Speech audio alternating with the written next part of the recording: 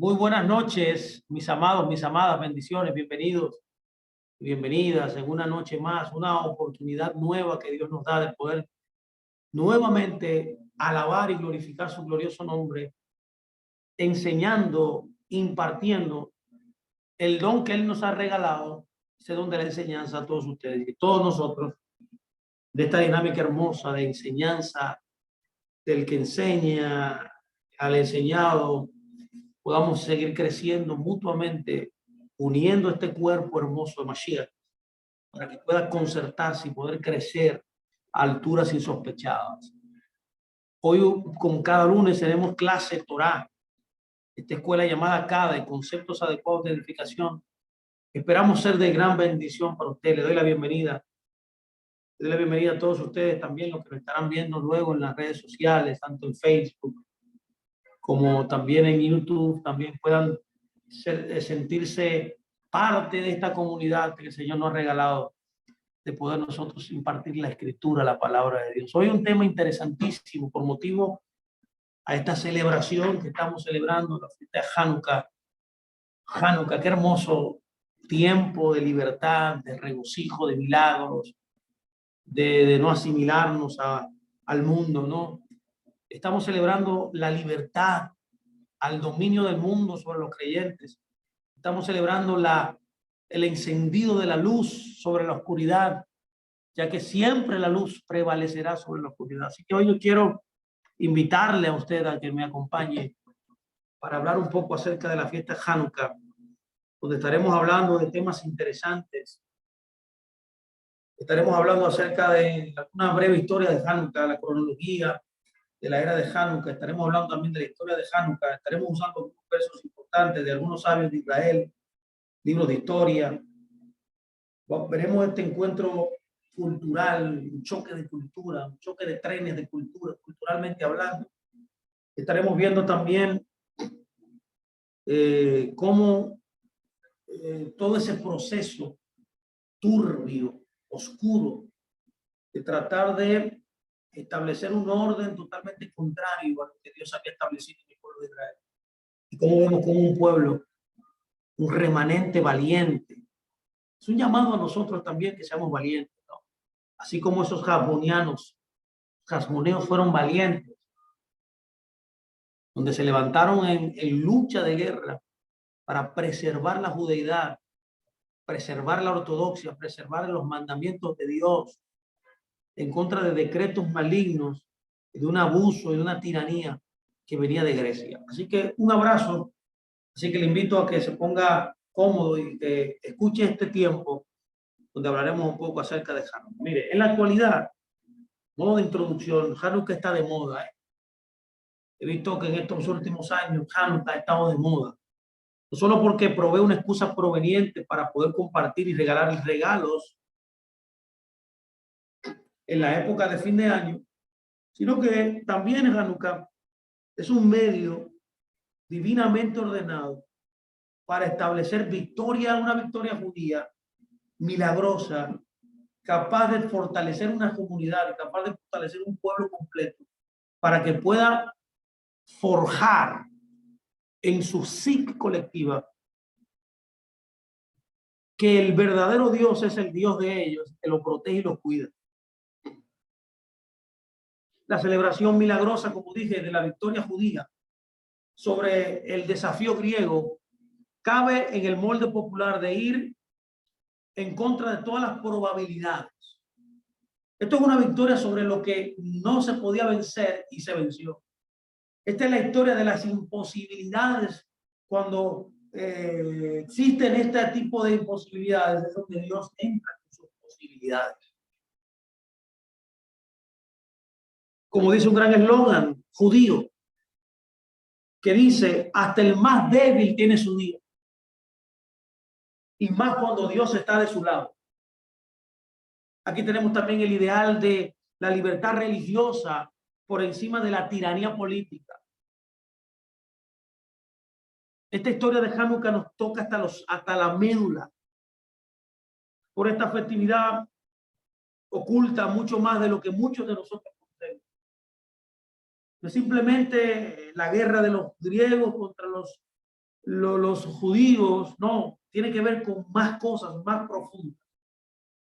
Nuestros sabios, el pueblo de Israel, el Hazal, se refiere a este breve paso de tiempo de encuentro con la antigua Grecia como la época del exilio griego, así se le llama. A pesar de que esa época los judíos no fueron expulsados de su tierra. El exilio fue de naturaleza, como dije al principio, espiritual. Tiene una característica bien marcada que determina un exilio de naturaleza espiritual, ya que el mismo legado del pueblo judío, de nuestro pueblo, corría peligro de perderse para siempre. Hanukkah, por tanto, narra, se celebra la historia de la milagrosa recuperación del idealismo judío a través de la dedicación y el compromiso de nuestros ancestros con una fe milenaria, una fe que provenía del mismo Creador.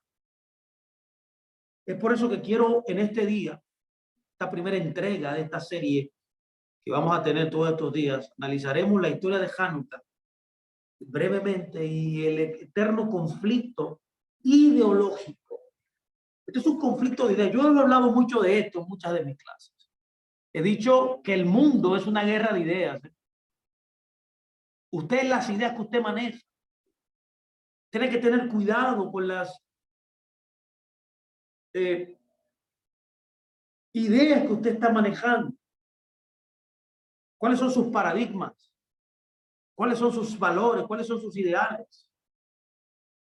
Este conflicto eterno ideológico que se encuentra en sus mismas raíces. Al hacerlo, lograremos valorar la lección del milagro de Hanukkah. Sí, tendremos que entrar primero en esto, antes de hablar de todo lo demás. Hay que entrar primero en este conflicto. Y la manera entonces, esto permeará la manera en la cual nosotros conmemoramos esta fiesta, hoy que nos encontramos en la segunda candela, ¿no?, de esta festividad, cómo nosotros celebramos esta fiesta. Conocer esto es totalmente importante. De manera que, permítame hacer algunas preguntas antes de iniciar. ¿Qué fue lo que ocurrió en Hanukkah que aún influye en la actualidad sobre nosotros? Esto es lo que yo quiero que usted analice hoy. ¿Cuál es el conflicto eterno entre los judíos y los griegos? Todavía ese conflicto sigue pululando en nuestras vidas de creyentes. Está rampante todavía en el aire, ¿no? Es una lucha eterna. La antigua Grecia normalmente era considerada la madre de la civilización occidental. Bueno, hace poco, y le invito a que vaya a nuestro canal y pueda usted oír esta charla, esta serie que hemos hablado acerca de la mentalidad griega versus la mentalidad hebrea. La pregunta es, ¿por qué los judíos se opusieron a este avance de esta civilización? Es importante también preguntar por qué y de qué manera los griegos nos oprimieron. ¿Por qué el pueblo griego quería acaparar la nación de Israel, siendo la nación de Israel una nación insignificante? Y también debemos preguntar por qué los judíos se rebelaron contra los griegos. Así que permítame comenzar con todo esto, siendo una historia breve acerca de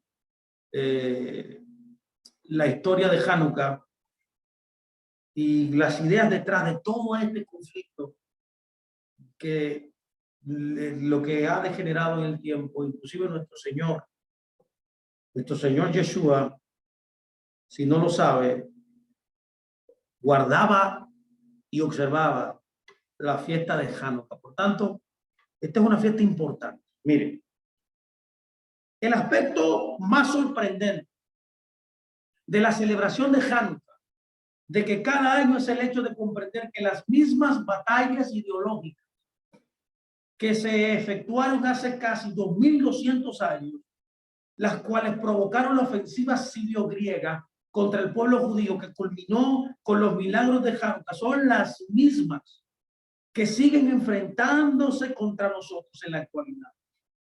Y que todas ellas son dolorosamente, tengo que decirlo, relevantes, importantes para la vida de cada hijo de Dios.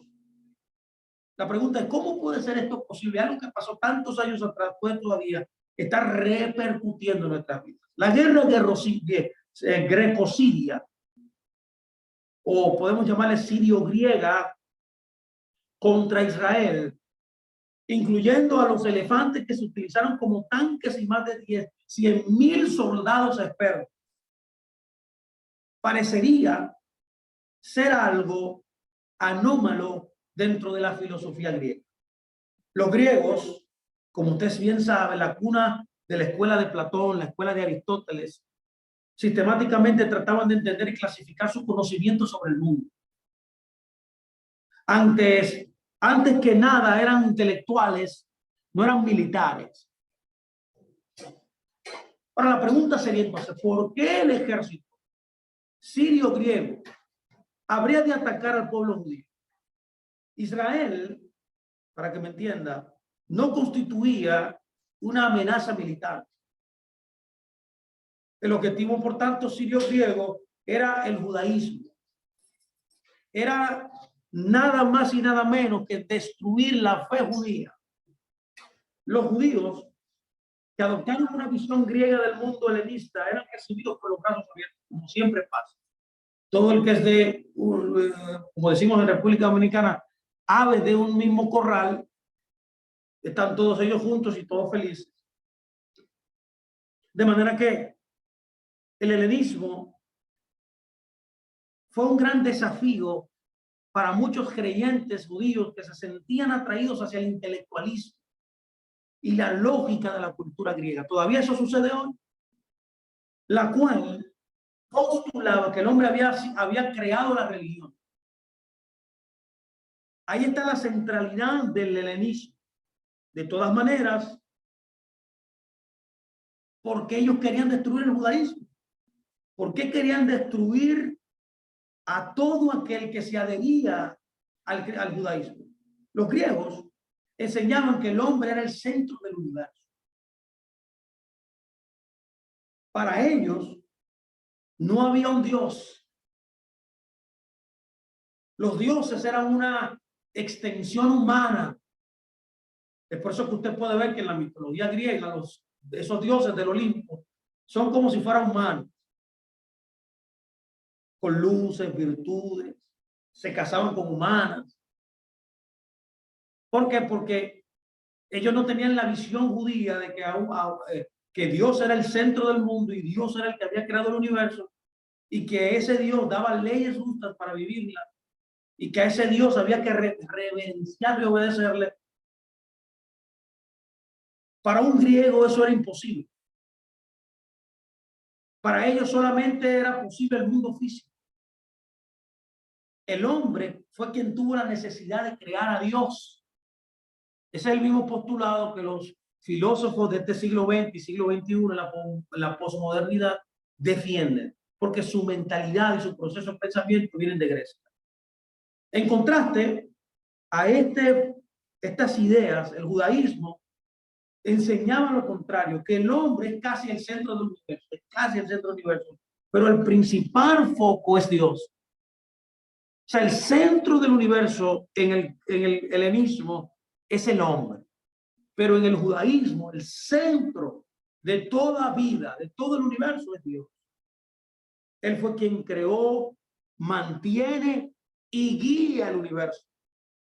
Quien creó al hombre con un alma divina y le otorgó al hombre la posibilidad de influir tanto en este mundo como en el mundo espiritual eterno que trasciende más allá de la existencia física.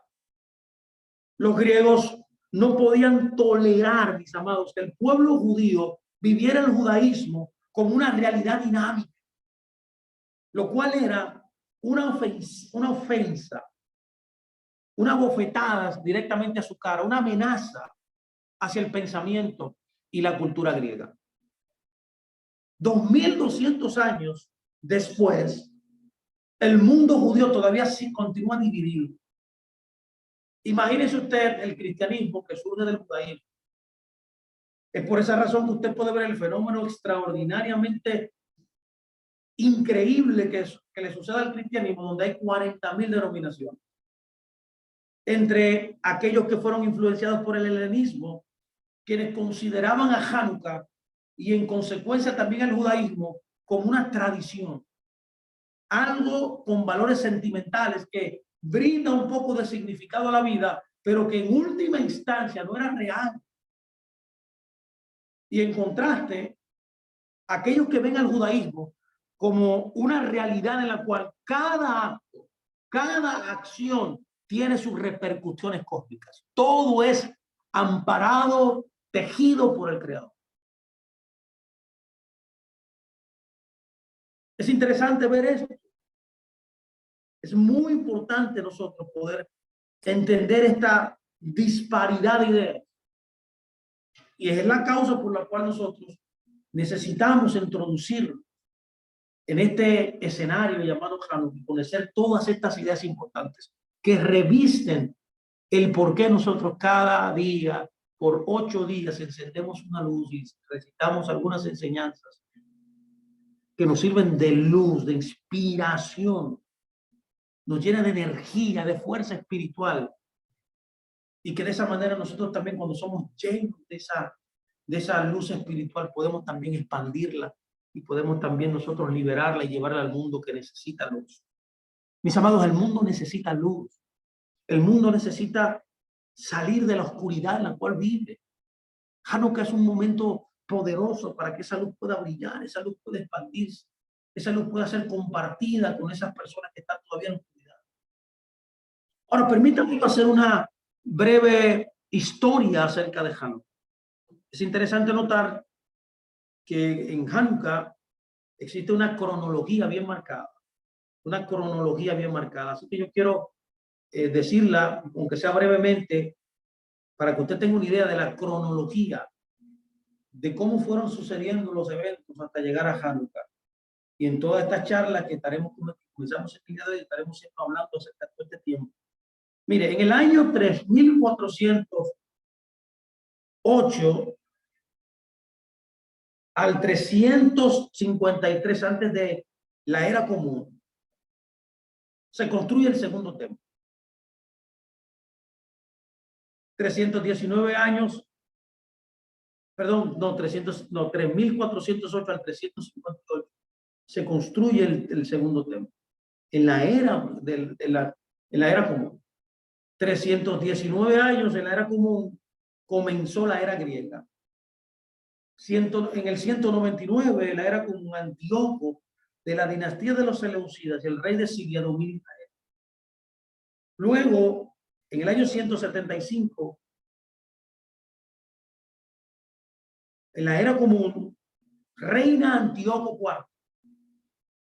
En el año 168, de la era común, a Antíoco IV profana el templo. En el 165, los hasmonianos conquistan el templo. O sea que ellos estuvieron luchando desde el momento en el cual Antíoco profana el templo, 3 años. Y es entonces, en el año más o menos, del año 165 al año 140 al 36, es que sucede el milagro de Hanukkah. Y es ahí también donde comienza el reinado de los hasmonianos. En el año 36, entre el año 36 y el 68 de la era común, el reinado de los gobernantes romanos, sucede el reinado de los gobernantes romanos y la dinastía de Herodes. Y en el año 3862 al 68, la era común, los romanos destruyen el segundo templo. Esto es más o menos una cronología de todo lo que dio al traste, todo lo que nosotros conocemos como el judaísmo al segundo templo. Pero el tiempo intertestamentario y lo que conocemos nosotros también como el judaísmo del segundo templo. Estudiar ese tiempo es importante. Es muy importante para poder entender cómo se desarrollaron los procesos de pensamiento, cómo se creó y se formó y se estableció el judaísmo y cuáles fueron las luchas que ellos tuvieron, como esta en el tiempo intertestamentario contra los helenistas, literalmente con Antíoco IV. Así que El milagro de Hanukkah sucede más o menos entre el año, lo voy a repetir, desde el año 165 hasta el año 140, 136, antes de la era común, perdón. Fue ahí donde sucedió el milagro de Hanukkah. Luego del milagro de Hanukkah, los hasmonianos toman el dominio, el reinado en el pueblo de Israel. Así que, permítame ahora traer una breve historia. Voy a citar aquí a una fuente importante que nos dé una breve historia de la historia de Hanukkah y nosotros podamos comenzar a ver esta historia. Esta es una red, se llama Red de Estudios Judíos, se llama Focus. Lo tomamos de ahí. Son textos de Hanukkah, donde los griegos conquistaron la Tierra Santa y su influencia cultural se extendió hacia los judíos. Yo quiero leer esto de esta fuente. También citaré otra fuente llamada La historia de los judíos, de Paul John. Mire, yo les recomiendo a todos que compren ese libro. Deben tener este libro de Paul John. Se llama La historia de los judíos. Ese libro es importante que todos ustedes lo tengan para aprender y profundizar en la historia de los judíos. Mire, yo quiero citarlo literalmente. Mire, dice, lo cito: la historia detrás de los eventos de Hanukkah comienza con la conquista griega del reino de Judea por parte de las fuerzas militares de Alejandro Magno en el año 320 antes de la era común. No satisfechos con el hecho de ser simplemente conquistadores militares, los griegos mantenían una visión de la conquista que se extendía más allá de la subyugación física. Ellos querían que su cultura dominara el mundo y por eso siempre trataban de extender su influencia en los territorios que se encontraban bajo su control. Mucho antes de que tuvieran lugar los hechos de Hanukkah, la cultura griega, conocida como helenismo, comenzó a hacerse sentir entre la población judía.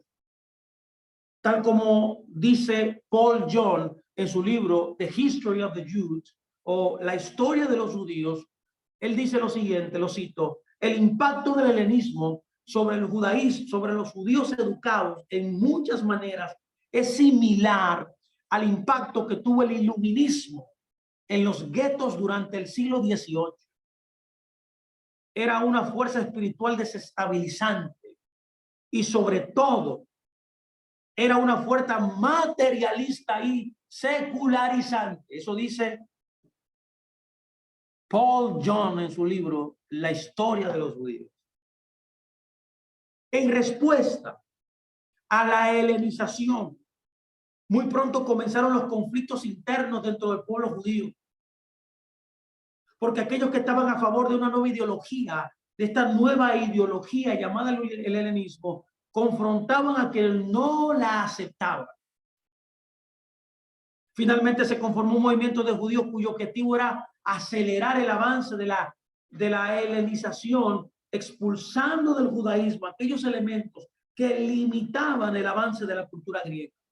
Y ya en el año 175, antes de la era común, estos judíos helenistas ganaron un poderoso aliado al ascender al poder Antíoco IV Epifanes al trono del imperio seleucida, es el imperio sirio-griego. Sabemos ya, ustedes saben que Seleucida era uno de esos generales, esos 4 generales que tuvo Alejandro Magno. Y luego de morir, ellos mismos se dividieron todo el reino. Y en el caso, o en el lugar donde reinaban, donde vivían los judíos, le tocó a este emperador llamado Antíoco IV, que era el monarca, por así decirlo, el que tenía el trono en el imperio sirio-griego. Tal como quienes lo habían antecedido, a Antíoco le molestaba ver que los judíos aún seguían aferrándose a su propia religión y servían a su propio Dios, siendo descaradamente indiferentes respecto a las deidades griegas. Para adelantar aún más en el proceso de helenización, Antíoco IV emitió una serie de decretos que prohibían cualquier práctica religiosa y cualquier práctica cultural que no siguiera la línea del helenismo, especialmente la observancia del Brit Milá, o sea, de la circuncisión, la observancia del Shabbat y la observancia del Rosh Hodesh, o sea, la celebración mensual donde se santifica la luna nueva. Antíoco, mis amados, era un malvado dictador que deseaba destruir el judaísmo. Las mujeres que circuncidaban a sus bebés eran ejecutadas, juntamente con los bebés colgados alrededor de su cuello. Esto pues está escrito en el Primera de Macabeos, capítulo 1, versos 60 y 71. También se emitió una directiva especial para evitar los servicios de los sacrificios en el templo. El templo mismo fue profanado, como hemos dicho, en el año 168, antes de la era común, convirtiéndolo de esa manera en un lugar en el cual se sacrificaban animales no permitidos, o sea, animales no kosher, a los dioses paganos. Esto dice este documento extraordinario llamado el Focus, se llama Focus, todo un recurso judío, ¿no? Donde enseñan estas ideas extraordinarias, este antecedente histórico acerca de la fiesta. Los judíos fieles fueron confrontados y sufrieron mucho. Cada día que pasaba se recibían más presión a causa de las persecuciones religiosas que los griegos estaban ejerciendo, y también esos judíos que eran simpatizantes del helenismo. Es por eso que uno de los más grandes rabinos, en uno de los libros llamados Maimónides, el Rambán, él tiene un documento llamado el Hilchot Hanukkah, o sea, leyes de Hanukkah, en su libro llamado, esa obra magistral de Mishneh Torah. Él nos dice que los griegos dictaron duros decretos con la intención de erradicar el judaísmo y la vida judía, hasta que Dios entonces intervino y redimió, ayudó a los judíos a liberarse de esta opresión. Lo voy a citar. Miren que dice estas leyes, Hilchot Hanukkah, leyes de Hanukkah, redactadas por Maimónides. Él dice así, lo cito: en la época del segundo templo, cuando los griegos gobernaban sobre el pueblo judío, estos instituyeron decretos en su contra e intentaron destruir su religión. Ellos, o sea, los griegos, no permitieron a los judíos estudiar Torah ni cumplir los mandamientos que el Señor le había ordenado en el monte Sinai. Tomaban su dinero y sus hijas, entraron y profanaron el templo violando su pureza. Los griegos sometieron a los judíos a grandes sufrimientos y los presionaban muchísimo, hasta que Dios, el Dios de sus antepasados, les tuvo misericordia y los salvó. Eso dice Maimónides. Dios salvó, en otras palabras, al pueblo judío de las manos de la infiltración griega, de este flagelo llamado el humanismo, de este flagelo llamado el helenismo dentro de la fe verdadera, al bendecir con una victoria milagrosa, mis amados, la resistencia judía.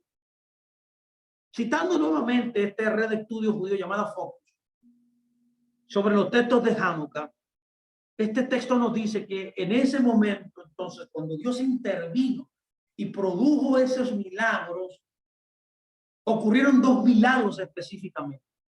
Número uno, la inesperada victoria militar. Y número dos, el hecho de que el aceite durara más de lo normal ardiendo en la punta. Permítame yo citar este documento, este recurso, para que usted pueda tener el entendimiento de cómo nos enseñan estos grandes maestros estas verdades. Lo cito, dice: los esfuerzos para homogeneizar al judaísmo, o sea, ecualizarlo, que se parecieran uno, ¿no? Destruyendo uno y construyendo, por así decirlo, edificando el helenismo.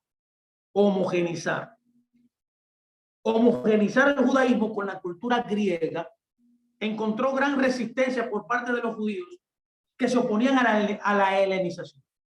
Los judíos piadosos estuvieron dispuestos a martirizarse, mis amados, a sí mismos, antes de enfrentar la apostasía que se les imponía. Pero los casos aislados de resistencia finalmente fueron convertidos en una abierta rebelión. El inicial levantamiento militar estuvo dirigido por Yehudá el Macabí, un hombre que se le atribuyó a partir de su famoso grito de batalla: ¿quién es como tú entre los poderes celestiales, oh Dios? Este era el lema que él proclamaba a grandes voces. ¿Quién es como tú entre los poderes celestiales, oh Hashem? La palabra Macabí, note, es una sigla formada por las primeras letras de los versículos de este versículo bíblico. A Yehudá, el Macabí, le acompañaron sus 5 hijos, todos hijos de Matitiahu, el patriarca de la familia sacerdotal Hasmonea. La leyenda cuenta que una vez el general Seleucida describió a estos 5 héroes judíos como los más fuertes que leones, más ágiles que las águilas y más veloces que los rollos. Eso está escrito en el rollo de Antíoco 44. A pesar de que todas las posibilidades estaban en su contra, los hijos de Matitiahu milagrosamente vencieron en las batallas contra los griegos. Sin la intervención divina, el enemigo hubiera aplastado fácilmente este pequeño grupo de judíos religiosos. Pero en cambio, luego de un breve periodo de luchas intensas, los Macabín liberaron a Jerusalén del control seleucida y aislaron a los judíos helenizados en Acre, la ciudad portuaria de Otel. Finalmente, el 25 del mes de Kislev del año 165 antes de la era común, los Macabín retomaron el templo mientras se dedicaban a reparar todo lo que había sido destrozado y todo lo que había sido estropeado. Dios tenía un segundo milagro para ofrecerles. Cuando los paganos helenistas invadieron el templo, habían profanado la menorá y sabotearon todas las reservas de aceite. Cuando los Macabín finalmente volvieron a ganar el control, solo pudieron encontrar una vasija de aceite apta para encender la nueva menorá en el templo. Los judíos utilizaron el poco de aceite que habían encontrado y ocurrió algo extraordinario. El aceite siguió ardiendo día tras día. Ardió durante 8 días. Y a pesar de que la cantidad de aceite encontrada era suficiente para un solo día, dándoles de esta manera el tiempo que era necesario para poder producir nuevamente aceite puro. Esto dice este documento, esta enseñanza extraordinaria de este recurso llamado Focus acerca de estas leyes de Hanukkah. En otras palabras, la festividad de Hanukkah fue instituida para todas las generaciones para conmemorar estos milagros que ocurrieron ahí. Número 1, la victoria militar sobre ese poderoso imperio preparado, ese imperio seleucida, ese imperio griego sirio, y también ese milagro que Dios hizo de poder alargar la producción o el encendido de la menorá por 8 días cuando solamente debía durar un solo día. El Talmud babilónico en el tratado Shabbat 21b nos recuerda, mis amados, y yo quiero citarlo también, el milagro de Hanukkah.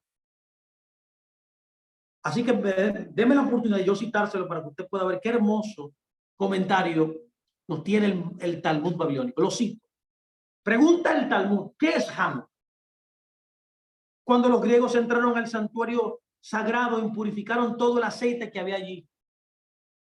Y cuando la dinastía de los Hasmonianos se fortaleció y derrotó a los griegos, buscaron y encontraron tan solo una vasija de aceite cerrada con el sello del Cohen Hagadol.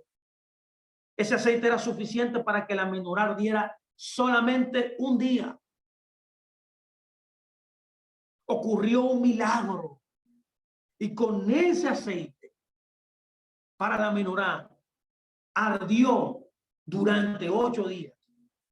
Al año siguiente, los sabios establecieron estos días para la alabanza y el agradecimiento. Qué hermoso es esto. Fin de la cita de este Talmud babilónico que nos dice eso. Así que yo quiero hacer un resumen breve de lo que he hablado hasta aquí para poder continuar otras partes importantes y tener esta perspectiva de esta primera parte de Hanukkah. Es una entrega histórica, es una entrega también didáctica que nosotros debemos entender para poder nosotros entender por qué celebramos. Así que lo primero que tengo que decir, que he hablado hasta aquí en forma de resumen, es que la historia de Hanukkah comienza con la conquista de Alejandro Magno sobre la tierra de Israel. Esta conquista inició la expansión de la cultura griega en el área Luego de que ellos vencen a los persas, toman el control de esa área y comienzan a diseminar su manera de pensar. Una influencia que provocó conflictos dentro de la comunidad judía. Y como la resistencia a la influencia de la cultura griega crecía entre el núcleo de los judíos dedicados a la Torá, observantes de los caminos del Eterno, los griegos y sus aliados buscaron desmedidamente los medios legales necesarios para lograr debilitar la influencia de la Torá sobre la vida judía. En respuesta a estos decretos que sirvieron para hacer un esfuerzo de destruir el judaísmo y de no permitir que judíos observantes obedecieran Torá, los judíos se levantaron en armas, mis amados, para luchar contra la ocupación griega.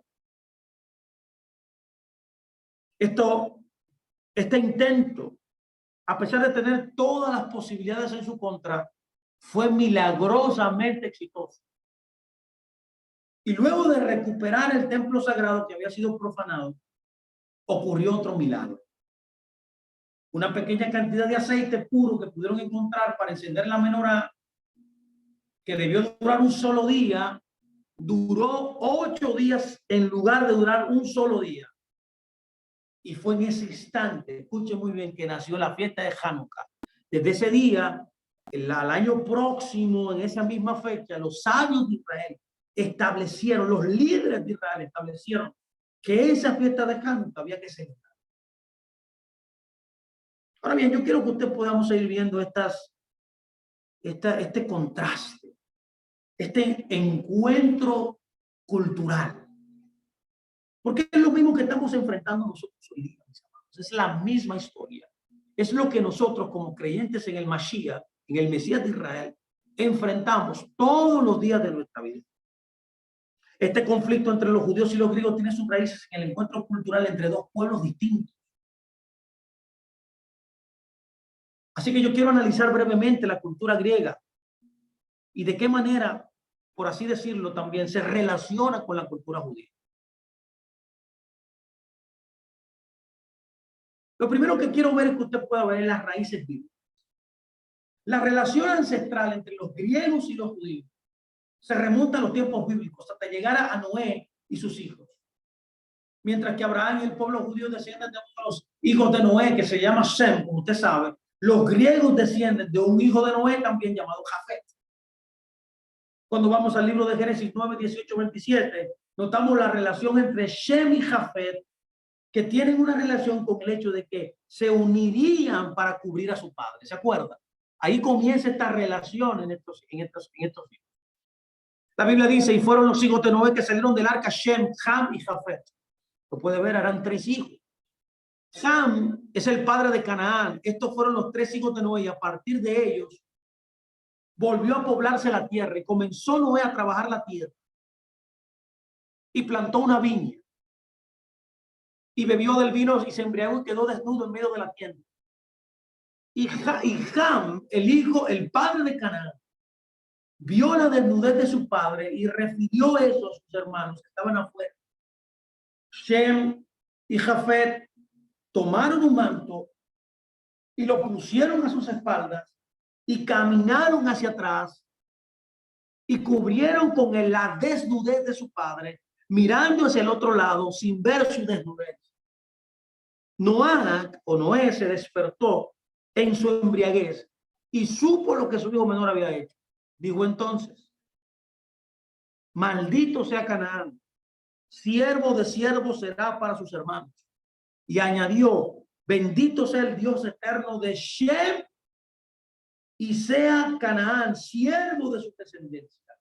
Y luego dice, y provoque el eterno, y prolongue el eterno a Jafet y viva en las tiendas de Shem y sea Canaán siervo de sus descendientes. Eso dice el registro divino en Génesis 9, 18 al 27. Interesante notar también luego cómo la Biblia nos dice en el capítulo 10, 2 de Génesis, que Grecia es uno de los descendientes de Jafet. Lo dice claramente. Mire qué dice. Dice, fueron los hijos de Jafet, Gomer, Magog, Madai, y Abal es Grecia, Tubal, Mesec y Tirás.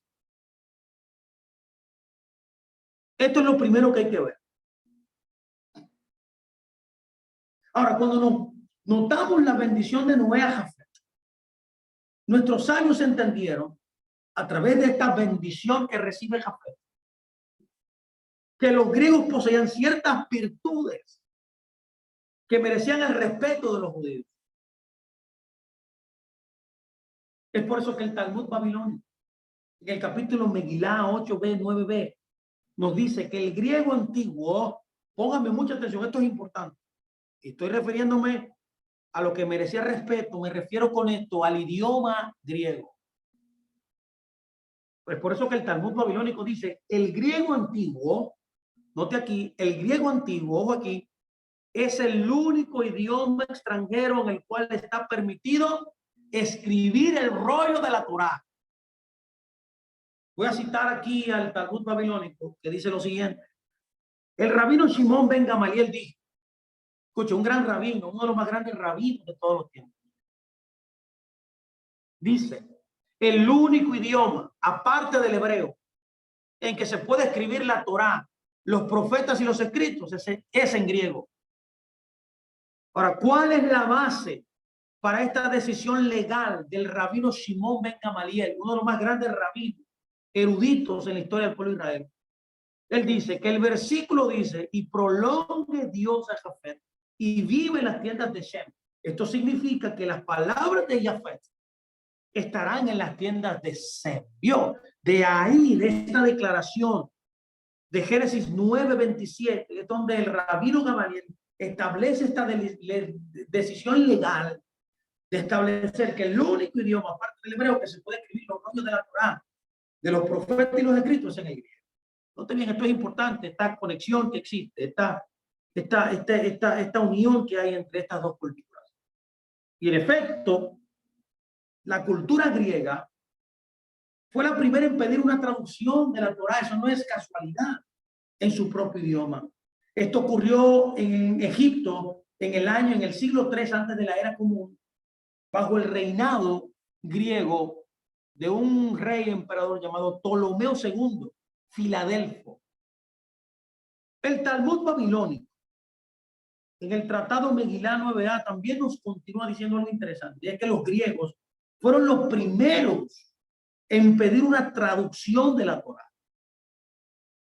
Lo cito, mire, lo voy a citar para que lo tenga en mente. Dice, el rey Ptolomeo reunió a 72 ancianos sabios. Esto dice el Talmud babilónico. El rey Ptolomeo reunió a 72 ancianos sabios, los colocó en 72 habitaciones, cada uno en otra habitación, sin revelarles por qué los habían mandado a llamar. Entró en cada una de las habitaciones y les dijo, escriban para mí la Torá de Moshe, su maestro. Esto dice el Talmud babilónico. Un gran sabio también llamado el Maharal, en un documento llamado el Ner Mitzvah, nos dice algo tremendo. Él nos testifica que el deseo por tener una traducción de la Torá manifiesta el grado al cual llegaba el deseo griego de adquirir sabiduría. O sea, la búsqueda griega era el conocimiento, era la sabiduría. Por eso dice el Maharal de Praga, dice así, la principal característica, nos cita, del pueblo griego es su deseo de la sabiduría. Por ello fue que les pidieron a los sabios que tradujeran la Torá para ellos, tal como aparece de manera explícita en el Tratado Megilá 9a. Esto es un testimonio de que ellos estaban más interesados por la sabiduría que cualquier otro pueblo. De igual manera, mis amados, en un tratado llamado el Sifteh Haim, del gran rabino Haim Friederler, en la página 98, él nos dice que el idioma griego puede ser un medio para ayudar a entender la Torá. Él dice lo siguiente, lo cito en su tratado, Sifteh Haim, y prolongue a Shem, a Jafet, y él morará en la tienda de Sem. O sea, está citando Génesis 9. Dice, la belleza de Yaván estará en las tiendas de Sem. Dice, la belleza. Está permitido e incluso es deseable usar la belleza externa. O sea, el idioma griego, que es la belleza de los griegos, como una herramienta útil, como un medio exterior para obtener la esencia y el núcleo interior, que es la sabiduría de la Torá y los mandamientos. O sea, la historia. ¿Qué estoy diciendo? La historia lleva la marca de la influencia griega. El legado de la antigua civilización griega puede verse en su influencia en el desarrollo del idioma, del lenguaje, de la política, de los sistemas educativos, de la filosofía, inclusive de las ciencias y de las artes. Y como vimos, y como estamos viendo, los judíos reconocen esta capacidad y virtudes intelectuales que los griegos tienen. Es por eso que muchos grandes pensadores judíos han pensado que los griegos y los judíos tienen una misión compartida. Los judíos, siendo un pueblo del libro, los judíos durante la época helenista compartían el ardor de los griegos respecto a las virtudes del intelecto. Ambos buscaban este conocimiento profundo, tales como lo sugieren las siguientes fuentes. Incluso es posible que hayan considerado la sabiduría griega y las victorias militares griegas como una herramienta necesaria para el desarrollo de la civilización y para lograr cumplir la misión judía de ser una luz para los pueblos. Es por eso que, o sea, al mencionar alguna fuente, quiero decirla ahora para que usted lo pueda ver. El rabino Samson Rafael Hirsch, un gran sabio, hablando acerca de la cultura de Grecia y de la cultura de Israel, él nos dice lo siguiente. Lo voy a citar. Él dice, tanto los judíos como los griegos comparten la misión de educar a la humanidad para superar sus instintos animales. Miren qué dice él. Lo voy a citar. Él dice, en Bereshit 9:27, la Torah dice, el Eterno le otorgó la belleza a Jafet, que reside en las tiendas de Sem. O sea, en otras palabras, en Jafet se une la razón, se une el deseo por lo espiritual. Jafet alcanzó su punto cumbre en la cultura de Yaván, o sea, de Grecia. Y hasta el día de hoy los dos, tanto Israel como Yaván, que es Grecia, siguen representando a Sinai, o sea, a la Torá y al humanismo respectivamente. Los griegos representan el humanismo y los judíos, los hebreos, representan al Sinai. Jafet embelleció al mundo, dice el rabino Hirsch, nos dice desde un punto de vista estético, mientras que Shem iluminó al mundo desde una perspectiva ética moral. Jafet prepara la tierra para la misión de Shem. ¡Wow! ¡Qué bello es esto!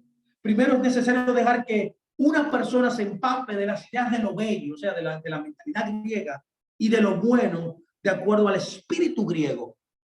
Y luego dejarlo empaparse con aquello que es aún más bello, lo elevado y lo armonioso, que es lo divino, dice el rabino. Él continúa diciendo, hay un conflicto entre estas dos perspectivas de la vida, entre estas dos culturas, las cuales hasta el día de hoy siguen en lucha para dominar el mundo. De todos los descendientes de Jafet, el pueblo griego fue el que llevó a la cumbre de la cultura, enseñándoles a todos los pueblos la belleza y explicándoles que aquello que es bello también es bueno. Sin embargo, en la cumbre de la cultura de los descendientes de Shem se encuentra Eber, cuyos descendientes se convirtieron en el pueblo judío, el cual coloca sus tiendas de acuerdo a la voluntad de Shem para santificar su glorioso nombre. Ellos construyen el templo con justicia y amor. La misión de ambas culturas es cubrir la desnudez animal del hombre. Ambos están destinados a elevar al hombre hacia el nivel de lo humano, de lo divino, y a subrayar a través de la educación adecuada la influencia de Cam, el ser apasionado que desea la desnudez animal. Toda la historia del mundo hasta nuestros días representa la lucha constante respecto a esta profecía que el Eterno le otorgó la belleza.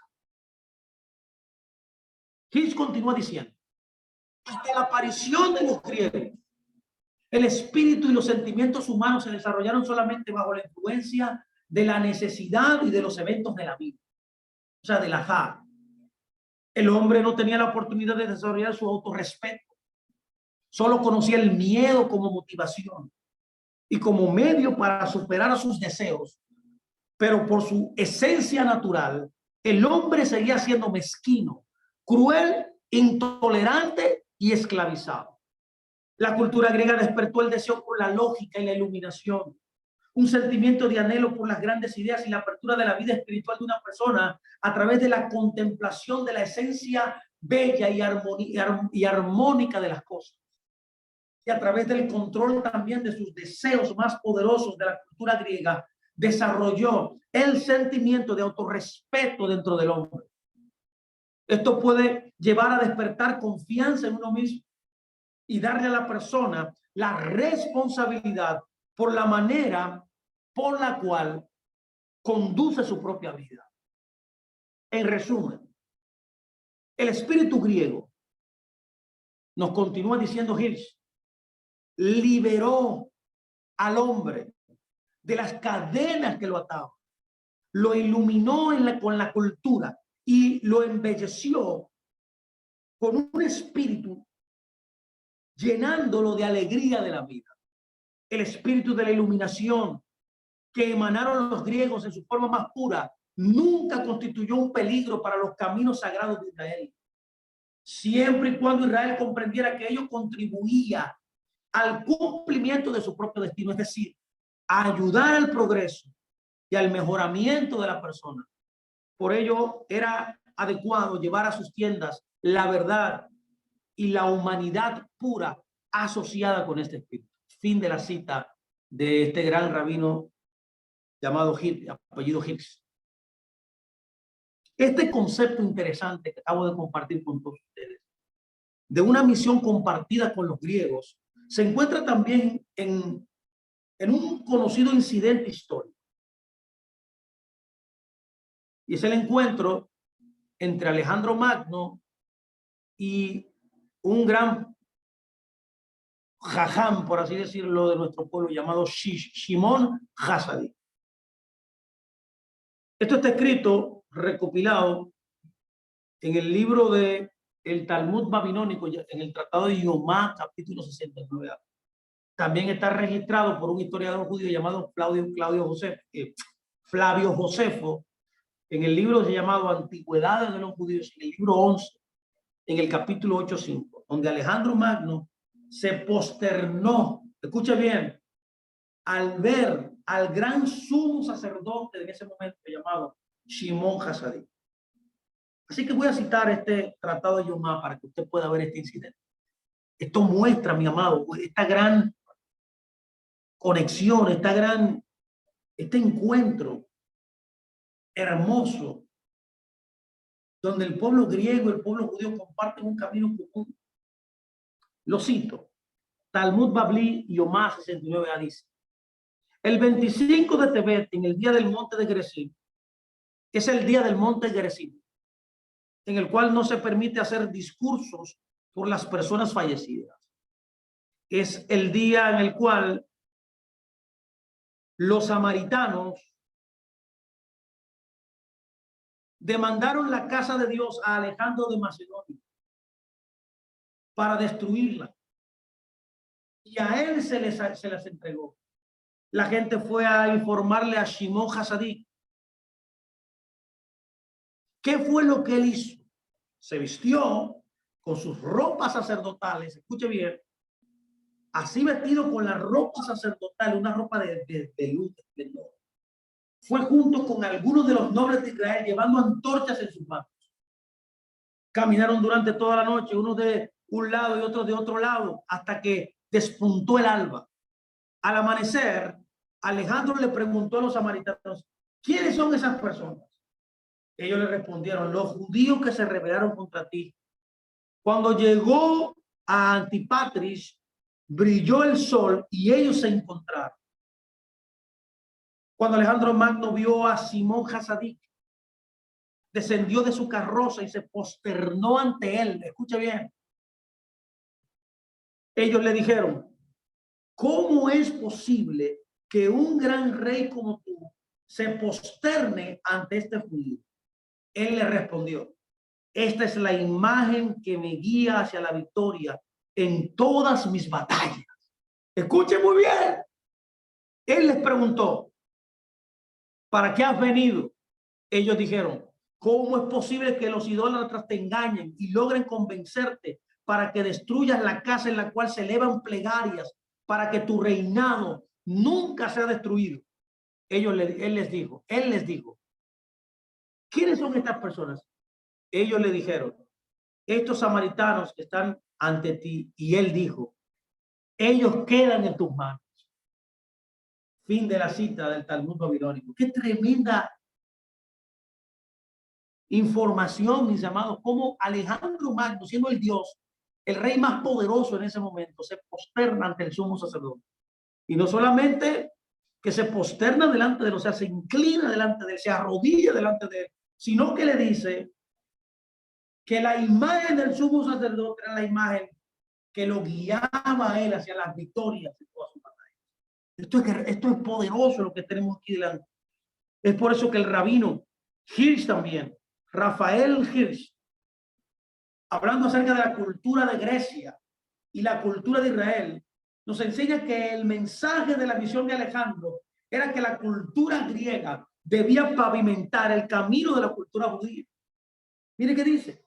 Dice así. Se le mostró a Alejandro Magno de inmediato en su primer contacto con Israel que a pesar de que él había sido enviado para unir a todos los pueblos del este bajo las alas de la cultura europea, de todas las maneras ellos deslumbraban e iluminaban sus ojos, incluso en el cercano oriente.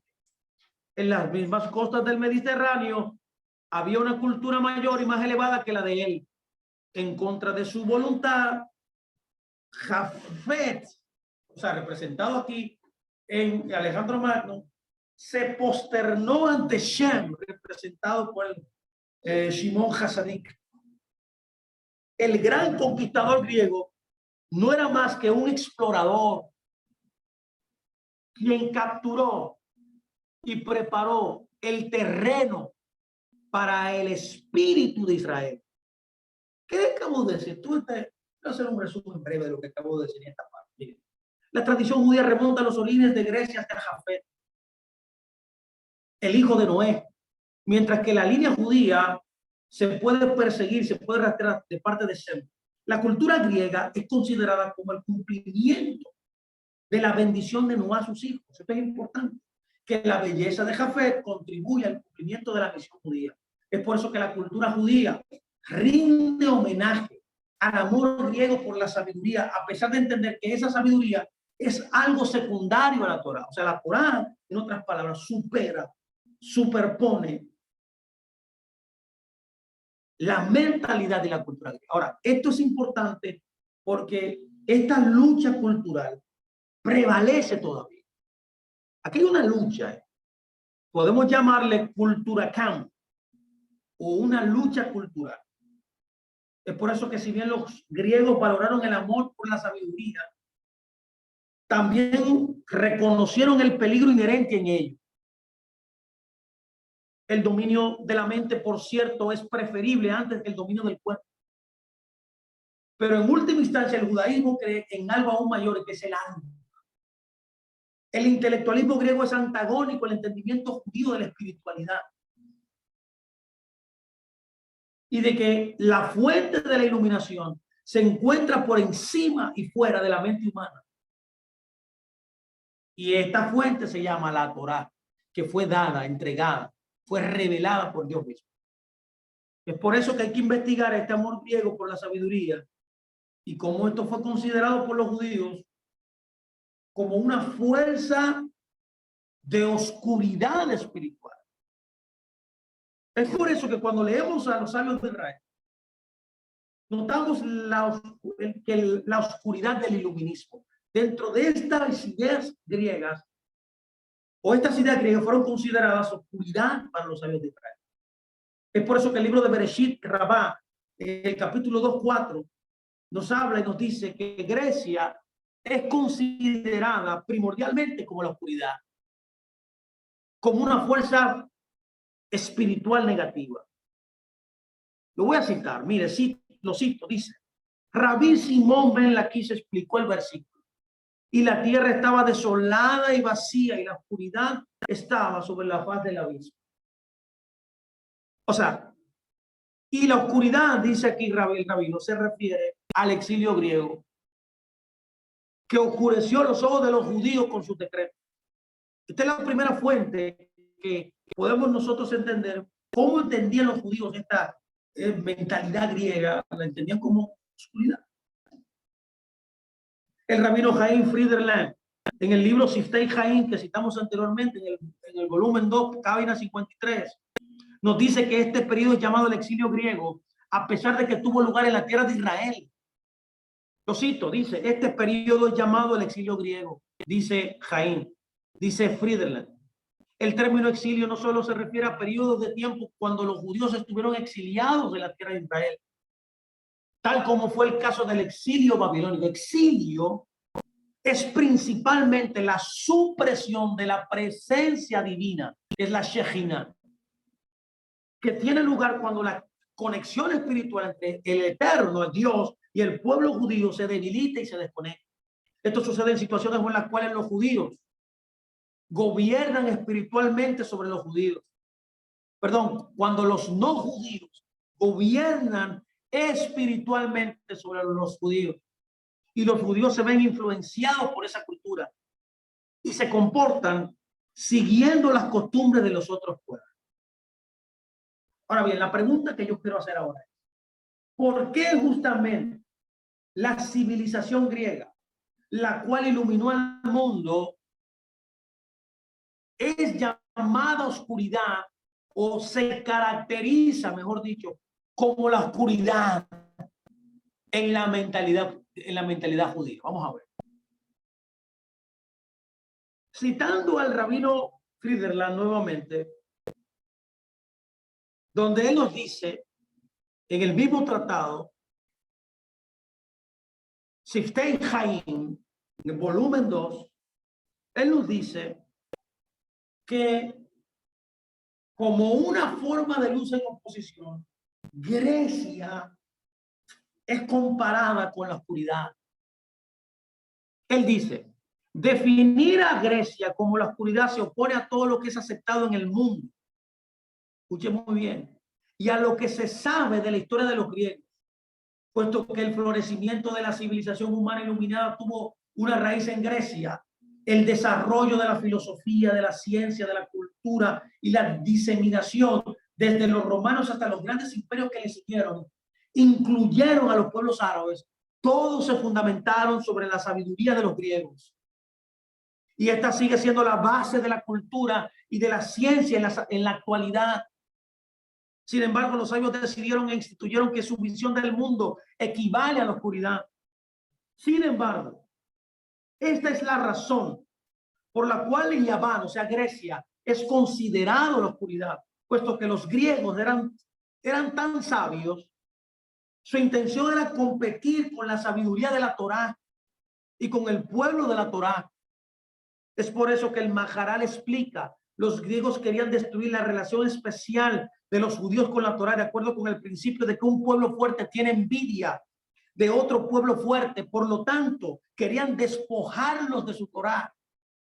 De hecho, puesto que los griegos eran más sabios que otras culturas, ellos específicamente veían al pueblo judío como una amenaza a su posición destacada.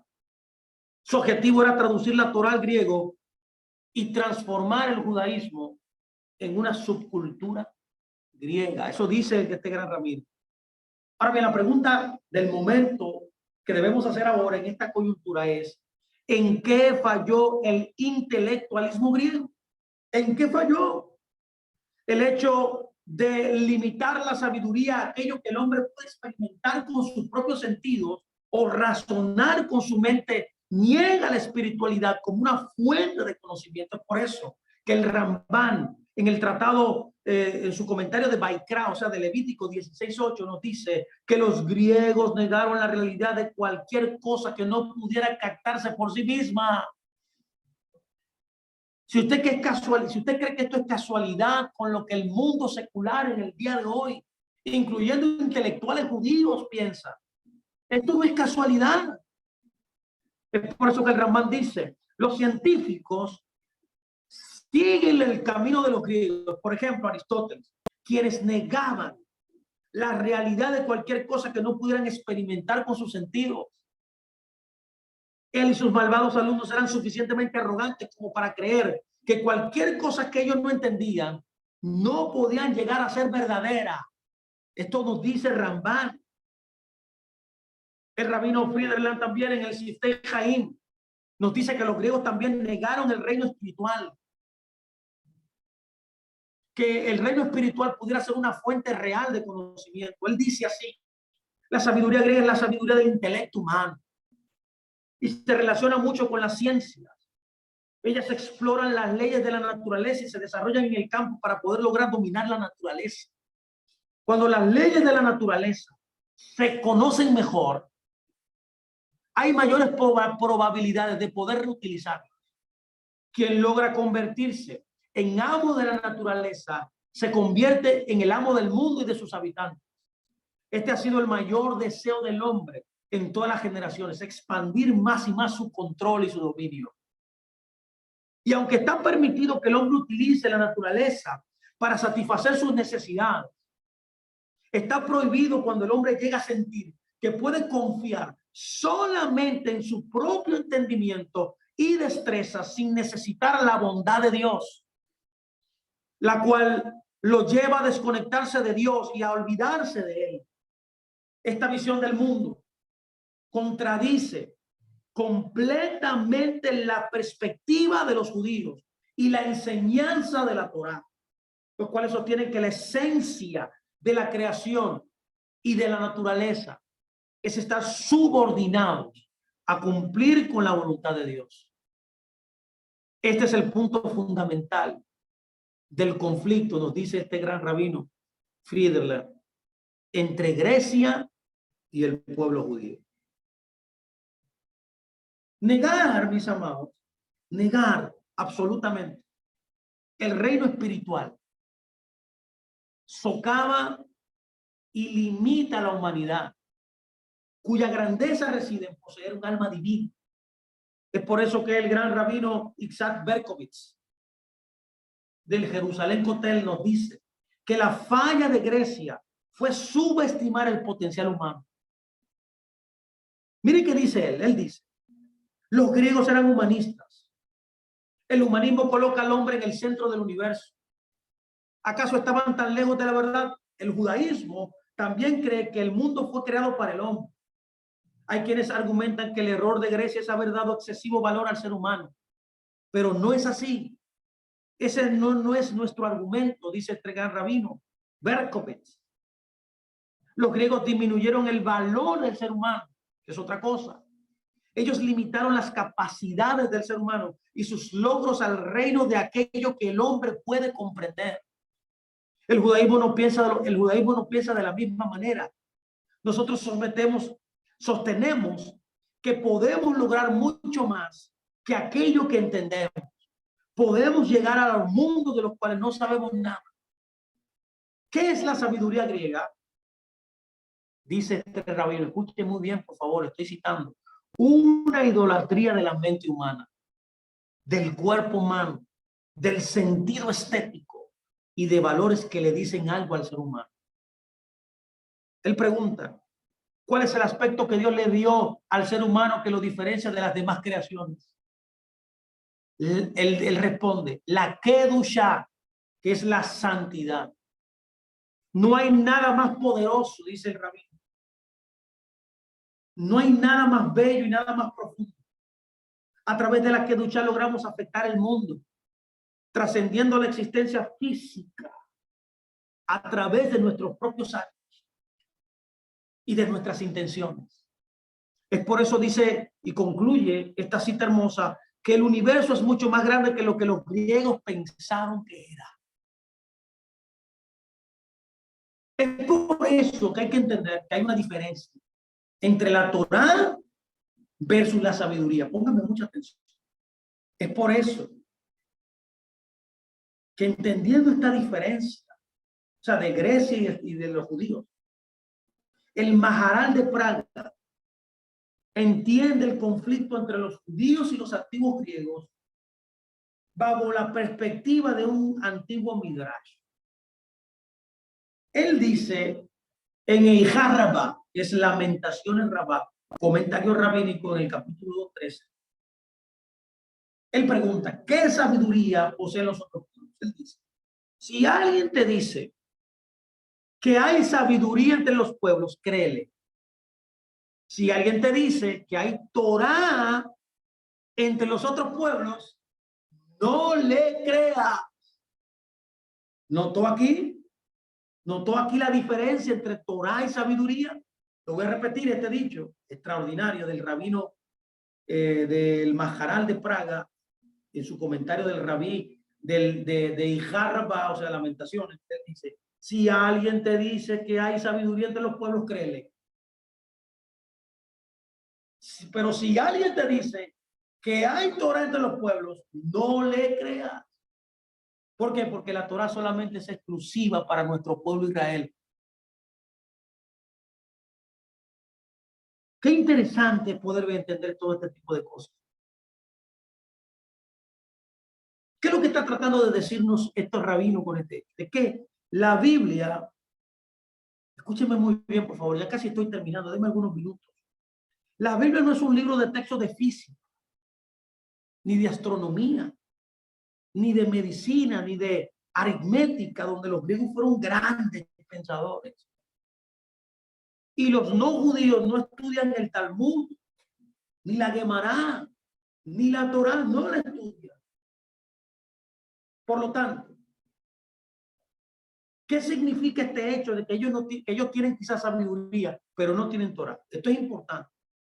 Lo que el Midrash nos está diciendo es que la sabiduría de los pueblos es cualitativamente diferente de la sabiduría de los judíos. Incluso cuando ambos se refieren al mismo tema. Bueno, yo he hablado de esto mucho, he hablado mucho de esto y siempre seguiré hablando acerca de este tema hasta que alguien pueda escuchar. Todos mis esfuerzos en mi enseñanza, en mis artículos, en mis conferencias, en mis prédicas, en mis enseñanzas, en mis artículos, en mis posts, en mis reels, en todo el video, en lo que hago para la parte de Dios, que es mi asignación, es poder que usted se enamore de esta lengua hermosa, de esta cultura hermosa, que es la cultura judía. Y que usted pueda ver la diferencia que existe entre la cultura, la idiosincrasia, los valores del pueblo de Israel y las naciones del mundo. Hay una particularidad muy determinada y definida del judaísmo, de la fe de Israel, con diferencia a la mentalidad occidental, la mentalidad griega. Y la clave está en la divergencia del pensamiento judío, que es totalmente diametral a lo del griego, pero que es fundamental. El rabino Pinchas Stolberg, hablando acerca de Hanukkah, nos dice algo interesante, y es que mientras que la sabiduría griega constituye su filosofía a partir de las lecciones de la naturaleza, el punto de partida de la sabiduría judía es la revelación de la Torá. Él dice, los griegos estaban inmensamente comprometidos en la investigación intelectual y en el esfuerzo por entender el mundo natural. Sin embargo, la filosofía y el pensamiento griego estaban dominados por una obsesión por la naturaleza, donde la libre elección del humano no juega ningún papel. Esta fijación intelectual hacía que para los griegos fuera imposible comprender o valorar la Torá de los judíos, la cual está totalmente enraizada en el mundo espiritual, creado por Dios y que se mantiene a través del libre albedrío humano. Si bien tanto Israel como los griegos eran altamente intelectuales, los griegos veían la realidad a través de las lentes del mundo físico, en el cual las reglas son obligatorias. A través de sus estudios sobre la naturaleza, sobre las constelaciones, los griegos consideraban al mundo como mecánico, como automático. En consecuencia, ellos extendían las reglas de la naturaleza a todos los aspectos de la sabiduría griega. Y el intelecto inexorablemente llevó al desarrollo de una filosofía que provocó que los griegos no entendieran y se ocuparan y se opusieran al intelectualismo judío. Eso dice este gran rabino. Es bien notable, mis amados. Ustedes tienen que saber, el judaísmo también valora la sabiduría. Pero la diferencia entre el judaísmo y el helenismo y la mentalidad occidental que nosotros heredamos es que el judaísmo, la fe del pueblo de Israel, de nosotros que seguimos al Mesías de Israel, es que la fuente por la cual la Torah fue dada es más elevada que la naturaleza. Esa fuente se llama Dios. La fuente de donde viene la sabiduría del judaísmo trasciende la naturaleza, trasciende el tiempo y el espacio. Es por eso que cada judío se rige por leyes espirituales. Por ejemplo, cuando los rabinos recitan las distintas bendiciones, o los judíos, ante un sabio de la Torá y ante un estudioso no judío, aquí hay una distinción de bendición. Aquí hay una distinción. Por ejemplo, decimos, quien ve a un sabio de Israel dice, bendito eres tú, Dios del universo, quien separa su sabiduría para aquellos que le temen. Eso cuando nosotros tenemos delante a un sabio.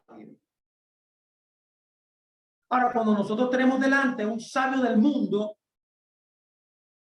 alguien que no es un sabio judío, nosotros bendecimos de esta manera. El pueblo judío dice, bendito eres tú, Dios del universo, quien dio su sabiduría al hombre.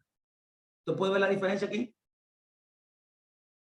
Hay una diferencia bien marcada, porque el verdadero hijo de Dios le teme a Dios.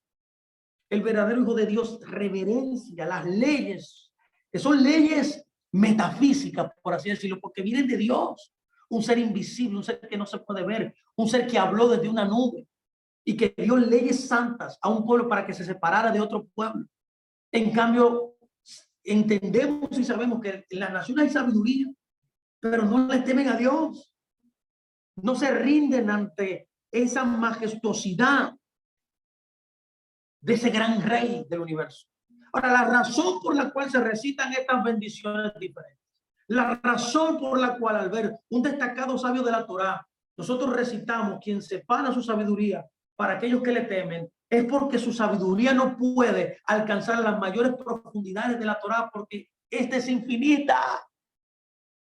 Alguien que le teme a Dios no puede alcanzar la plenitud de la información, de la revelación, de las profundidades de la Torá.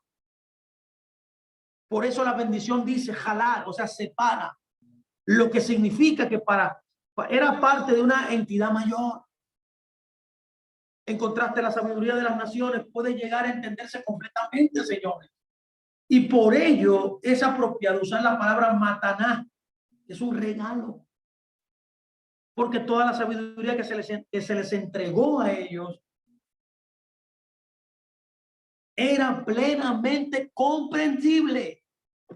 Aquí radica la diferencia entre la Torá y la sabiduría. Termino aquí para dejar este espacio abierto para poder volver el próximo lunes y continuar hablando acerca de este tema.